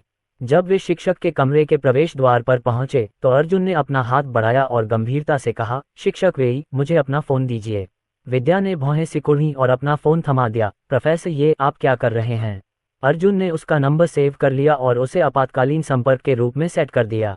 चूंकि उसने उसकी मां से वादा किया था कि वह विद्या की रक्षा करेगा, इसलिए स्वाभाविक रूप से उसे अपना वादा निभाना पड़ा। अभी वह निश्चित नहीं था कि विद्या का राक्षसी रक्त शीत शरीर कब भड़क उठेगा, इसलिए उसे उपाय करने पड़े ताकि ऐसा होने पर विद्या उसके पास पहुंच सके। उन्होंने विद्या को फोन लौटाते हुए कहा, विद्या, याद रखना, अगर भविष्य में तुम्हें बहुत ठंड लगे या कोई परेशानी आए तो मुझे फोन करना। पुलिस को फोन करने से पहले मुझे फोन करना, समझी। विद्या के चेहरे पर एक अजीब सी चमक उभरी। यह नया प्रोफेसर वाकई अजीब और रहस्यमय था। उसके पास एक आलीशान कार थी, अद्भुत चिकित्सा कौशल था और यहाँ तक कि मार्शल आर्ट का भी हुनर था। उसकी माँ को भी उसे सीनियर कहना पड़ा। ऐसा व्यक्ति विश्वविद्यालय में प्रोफेसर बनने के लिए कैसे तैयार हो सकता है? क्या तुमने सुना? ये बच्चों का खेल नहीं है। अर्जुन को डर था कि विद्या सोचेगी कि वह मजाक कर रहा है, इसलिए उसने एक बार फिर अपनी बात पर जोर दिया। ठीक है, मैं समझ गया। फिर विद्या ने अपना फोन उठाया और जल्दी से अपने कमरे में चली गई। दरवाजा बंद हो गया और अर्जुन पीछे रह गया, जिसके चेहरे पर एक जटिल भाव था। उसी समय राजधानी के एक शांत प्रांगण में एक संरचना की शक्ति स्पंदित और घूम रही थी। बाहर से देखने पर कुछ भी नजर नहीं आता, केवल इस संरचना में कदम रखने पर ही पता चल सकता था कि इसमें क्या छिपा है। प्रांगण के ऊपर लगी पट्टिका पर दो साहसिक और प्रभावशाली शब्द लिखे थे, जियांग परिवार। जियांग परिवार के लिविंग रूम में एक शक्तिशाली आभा वाला एक बूढ़ा आदमी कुर्सी पर बैठा हुआ था। इस समय जियांग परिवार के लिविंग रूम में एक अधेड़ उम्र का आदमी दिखाई दिया। बूढ़े आदमी ने अपनी आंखें खोलीं और उसकी गंदी निगाहें तिरस्कार से भरी थीं। उसने अपना मुंह खोला और धीमी आवाज में कहा, क्या आपने जियांग बिवान की मौत के कारण की जांच की है? बीच में बैठे आदमी ने सिर हिलाया, उसकी आंखें झिझक से भरी हुई थीं।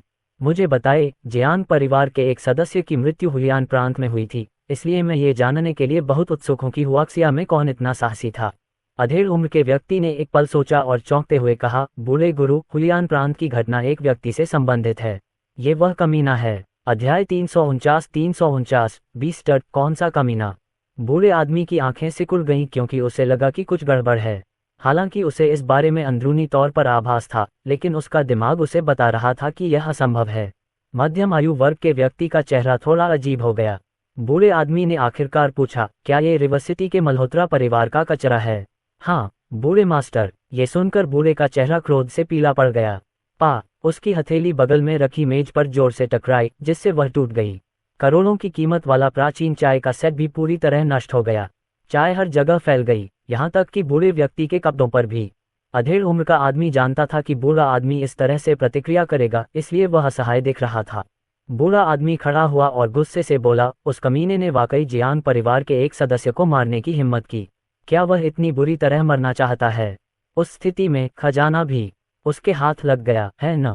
इस समय मध्यम आयु वर्ग के व्यक्ति ने कहा, बूढ़े मास्टर, ऐसा नहीं है।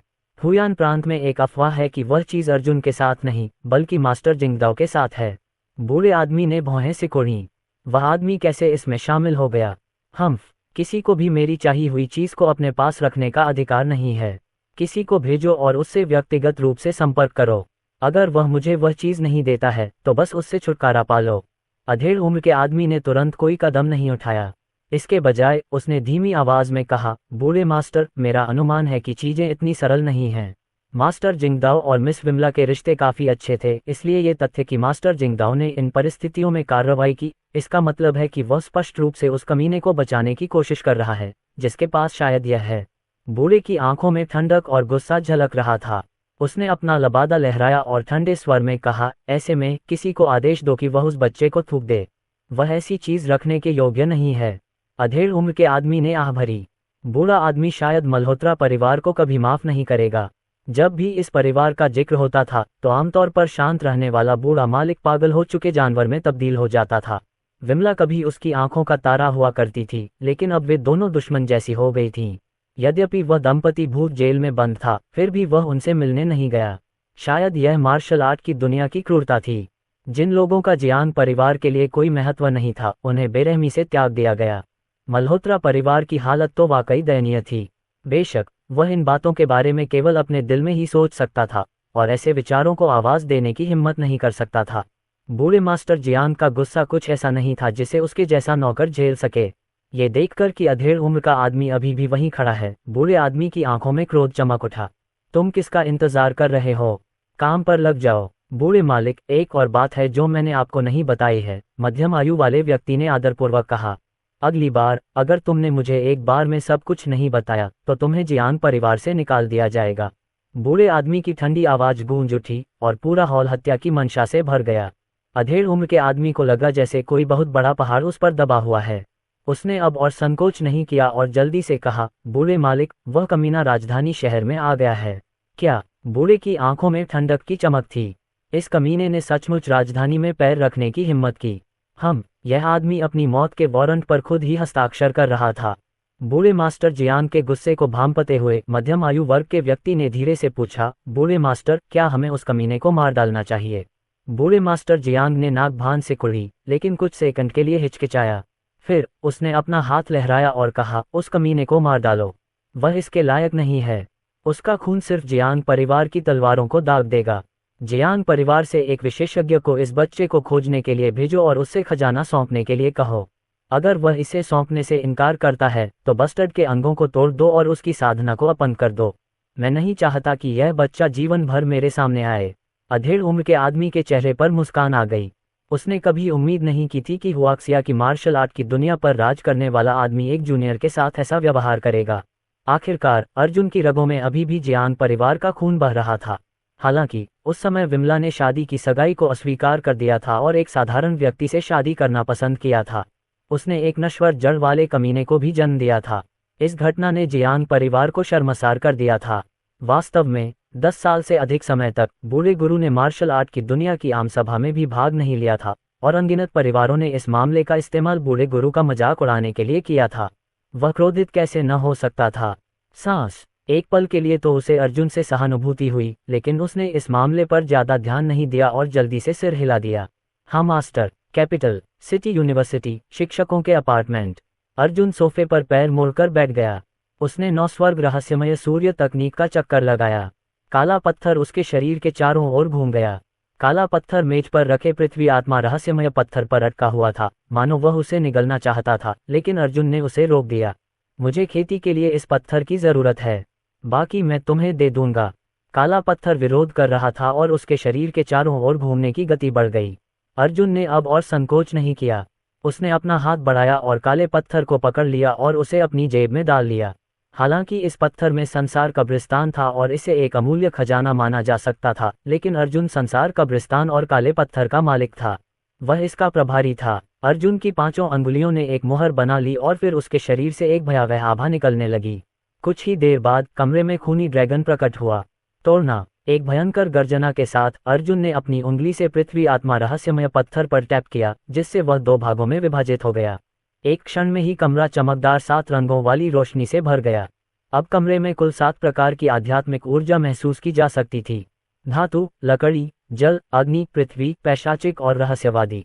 प्रकाश की 7 अलग अलग किरणें सीधे अर्जुन पर पड़ीं और उसके शरीर और आत्मा को अत्यंत आराम महसूस हुआ। मैंने सोचा था कि कुनलुन पर्वत से बाहर आने के बाद मेरी साधना की गति धीमी हो जाएगी। हालांकि यहाँ मुझे जो अवसर मिले हैं उनकी बदौलत मैं कुनलुन पर्वत में 10 साल की प्रगति के बराबर प्रगति करने में कामयाब रहा हूँ। अर्जुन बहुत खुश हुआ और भी अधिक उत्साहित हो गया। जैसे ही उसके शरीर के चारों ओर के छिद्र खुले, अर्जुन को अपने शरीर में एक शक्तिशाली और असीम ऊर्जा का संचार महसूस हुआ। उन्होंने 9 स्वर्ग रहस्यमय सूर्य तकनीक का प्रसार किया और इस ऊर्जा को एक अंतहीन ब्लैक होल की तरह निगल लिया। इस समय कमरे में आध्यात्मिक ऊर्जा बाहरी दुनिया की तुलना में 1000 गुना अधिक मजबूत थी।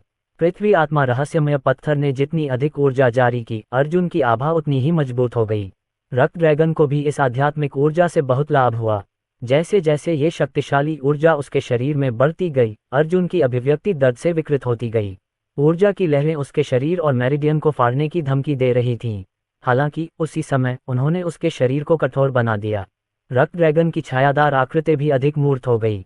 उसका शरीर फैलने लगा और पूरा कमरा ड्रैगन की दहाड़ से भर गया।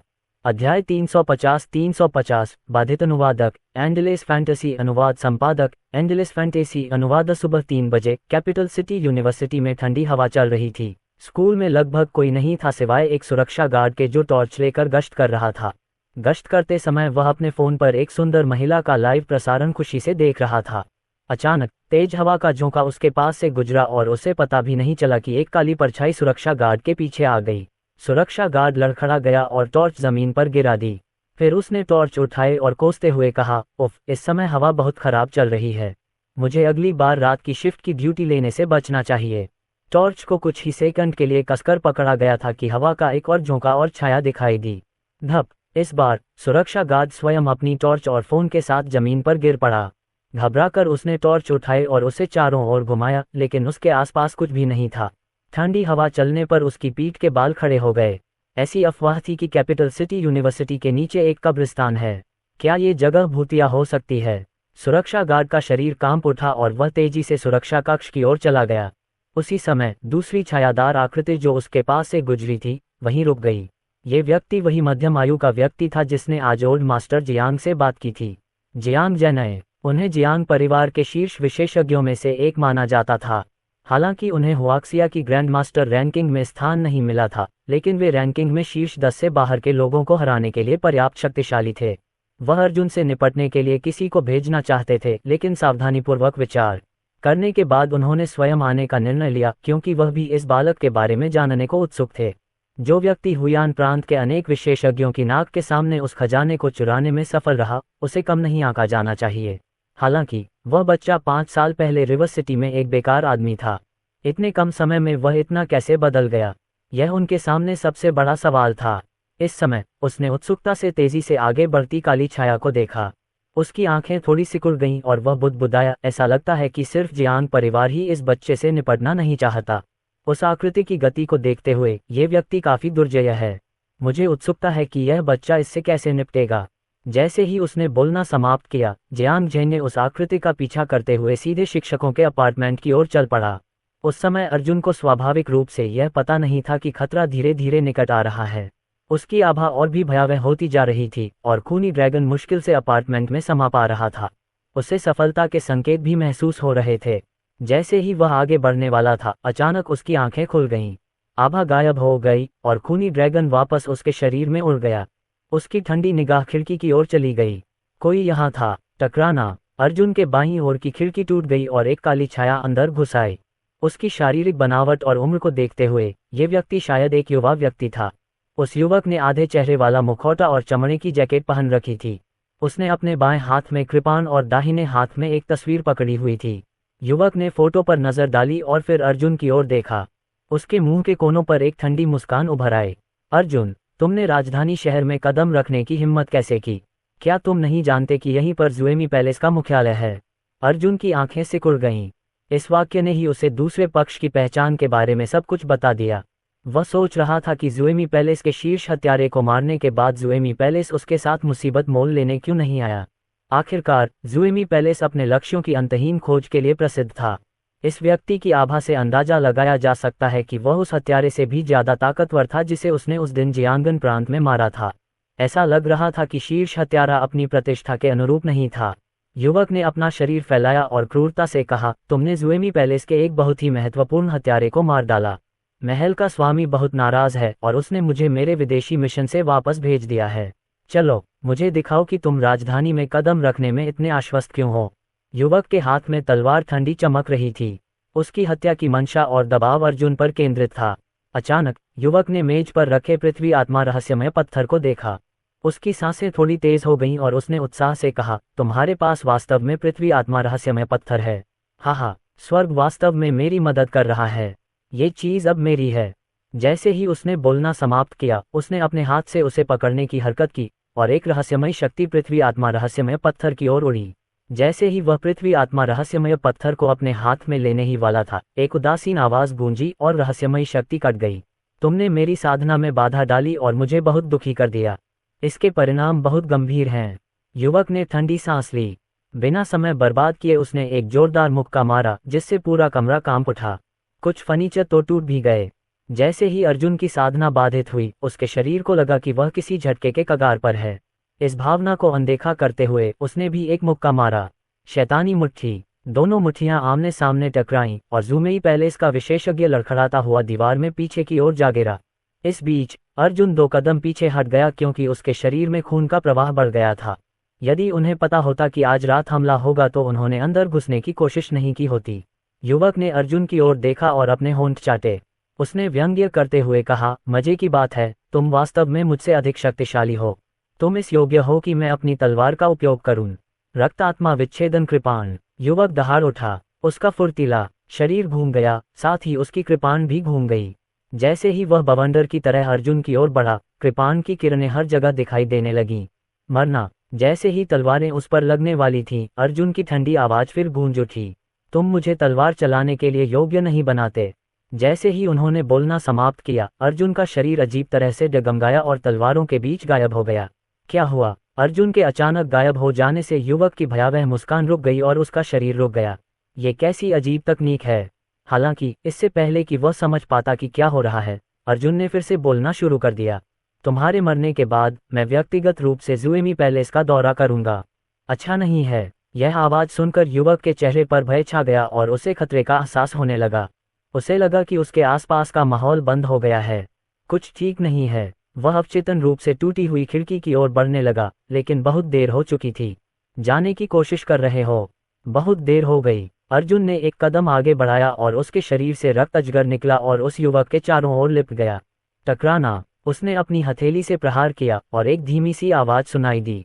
अरे, ये कैसे संभव है? इस बच्चे की ताकत वास्तव में जांच से बिल्कुल अलग थी। ताज़ा खून बहने लगा और एक दर्दनाक दहाड़ गूंजी जब युवक का शरीर हिंसक रूप से उड़ गया। अध्याय 351 एक से अधिक अकराक। हड्डियों के टूटने की तीखी आवाज़ साफ सुनी जा सकती थी। अर्जुन की चाल, जिसमें रक्त ड्रैगन और उसकी सच्ची क्यूई का संयोजन था, को इतनी आसानी से रोका नहीं जा सकता था। काले वस्त्र पहने बूढ़े व्यक्ति के साथ 10 दिनों के एकांतवास के दौरान उसने यही चाल सीखी थी और संसार कब्रिस्तान में उसने इसका हजारों बार प्रयोग किया था। यद्यपि काले वस्त्र पहने बूढ़े व्यक्ति ने हर बार उसके हमलों को रोक दिया था, ऐसा इसलिए था क्योंकि बूढ़ा व्यक्ति एक प्राचीन शक्तिशाली विशेषज्ञ था। ज़ुएमी पैलेस के इस कूड़े के टुकड़े की तुलना काले वस्त्र पहने बूढ़े आदमी से कैसे की जा सकती है? जिस क्षण उसने इस स्थान पर कदम रखा, उसका भाग्य तय हो गया।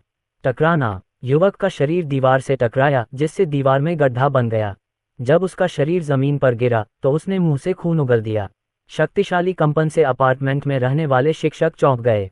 विरोध करने में असमर्थ होकर उसने अपनी हथेली जमीन पर पटकी, ऊपर उछला और फिर 2 मोती बाहर फेंक दिए। जब मोती जमीन पर गिरे तो उस क्षेत्र में धुआं भर गया, जिससे अर्जुन की दृष्टि अवरुद्ध हो गई। फिर वह युवक खिड़की की ओर भागा। हालांकि ये 10वीं मंजिल थी, लेकिन उसके पास कोई और विकल्प नहीं था। ज़ुएमी पैलेस को इस बच्चे की ताकत का पुनर्मूल्यांकन करना पड़ा। जब तक ज़ुएमी पैलेस के बुजुर्ग और हॉल मास्टर्स कार्रवाई नहीं करेंगे, तब तक इस बच्चे को नहीं मारा जाएगा। उसका शरीर तेजी से दीवार से नीचे फिसल गया और हवा उसके कानों के पास सीटी बजा रही थी। जैसे ही वह जमीन पर गिरने वाला था, उसके हाथ के कलाई गार्ड से एक स्टील का तार निकलकर दीवार पर जा लगा। चिंगारियां फूटने लगीं और तड़तड़ाहट की आवाजें सुनाई देने लगीं। टकराना। उसका शरीर अभी भी जमीन पर गिरा हुआ था।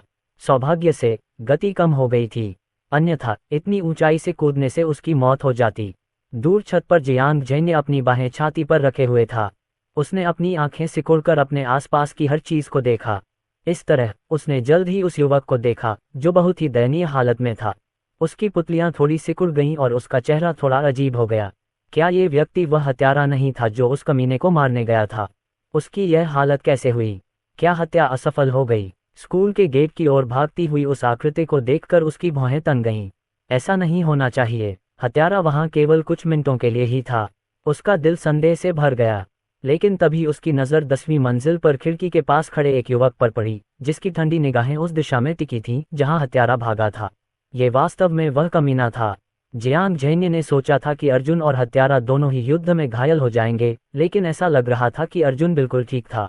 क्या अर्जुन उस हत्यारे को इतनी आसानी से हरा सकता था? असंभव। तभी खिड़की पर खड़ा युवक हरकत में आया और उसने अपना दाहिना हाथ पीछे की ओर उठाया। एक पैर से उसने आगे बढ़कर खिड़की के किनारे पर अपना संतुलन बनाए रखा, जबकि एक हाथ से उसने स्टील की एक छड़ पकड़ी हुई थी जिसे उसने अभी अभी दीवार से बाहर निकाला था। स्टील की छड़ लगभग 1 मीटर लंबी थी और भाले जैसी दिख रही थी। इसके बाद अर्जुन के होठों पर एक ठंडी मुस्कान आ गई। उसने अपनी सच्ची क्यूई को अपनी बाह में डाला और फिर स्टील की छड़ को भाले की तरह आगे फेंक दिया। स्विश! स्टील की छड़ एक तीर की तरह आकाश में फैल गई और सीधे भागते हुए हत्यारे की ओर बढ़ गई।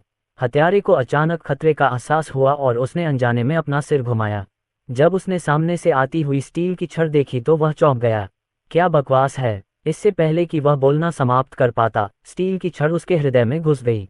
टकराना। स्टील की छड़ के प्रहार से वह जमीन में धंस गया और उसका खून हर जगह फैल गया।